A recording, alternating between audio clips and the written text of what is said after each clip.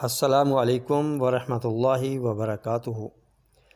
معزز سامعین و ناظرین، آج ہم ساون بادوں کی خطرناک بیماری کے بارے میں گفتگو کریں گے۔ ساون بادوں میں ایک کیفیت بنتی ہے جس میں بدبودار ڈکار آتے ہیں، سر درد ہوتا ہے، چکر آتے ہیں، قے آتی ہے، پیچش اور پیٹ درد ہوتا ہے اور کبھی بخار بھی ہو جاتا ہے۔ یہ علامات فوڈ پوائزن کی علامات ہوتی ہیں۔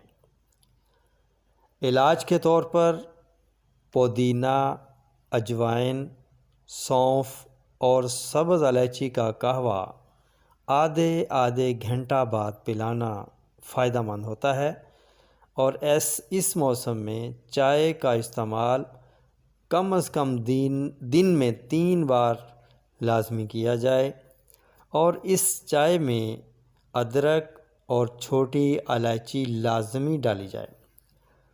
اور اگر اس کنڈیشن میں پانی کی کمی ہو جائے تو اس میں ORS لازمی استعمال کرنا چاہیے، اور پرہیز کے طور پر تمام بیکری پروڈکٹس،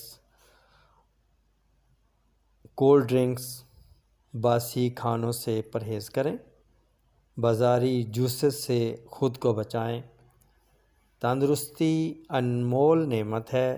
انہی الفاظ کے ساتھ اب اجازت چاہوں گا، پھر ملیں گے اگلی ویڈیو میں ایک نئے ٹاپک کے ساتھ۔ تب تک کے لیے اجازت دیجیے۔ اللہ حافظ۔